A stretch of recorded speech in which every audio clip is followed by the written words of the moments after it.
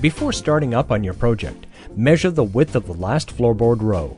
It should not be less than 2 inches wide. Otherwise, the floorboard starter row should be cut lengthwise.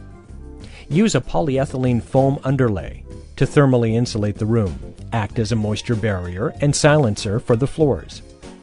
The foam will also help hide small imperfections in the subfloor. The joints of the underlay must be aligned with that of the floorboards. As is the case with any wood product, wood floors expand and contract.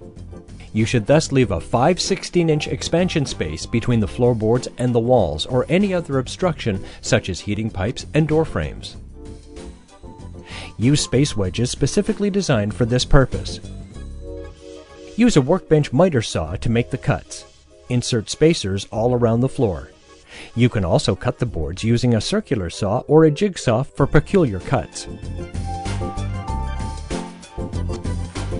Fit the first 3 floorboard rows together, tongues and grooves, without applying any adhesive.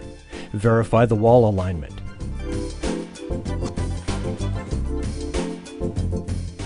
When the first 3 rows have been temporarily set, snap a chalk line from one end of the 3rd row to the other and make sure the floorboards are aligned.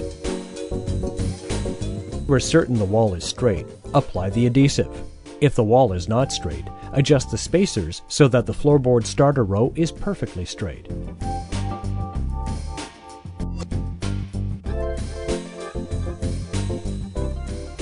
You can tighten the boards together lengthwise with a lever specifically designed for this purpose. Progress following these steps row after row and measure the exact width of the last row. To do so, measure from the trim floorboard by putting a board atop the one seated closest to the wall and a 3rd board atop those 2, tongue facing the wall, again leaving a small gap to allow the boards to expand and contract. Trace your cutting line.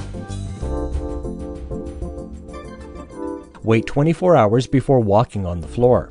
You can complete the installation by putting up baseboards that will conceal the expansion gap.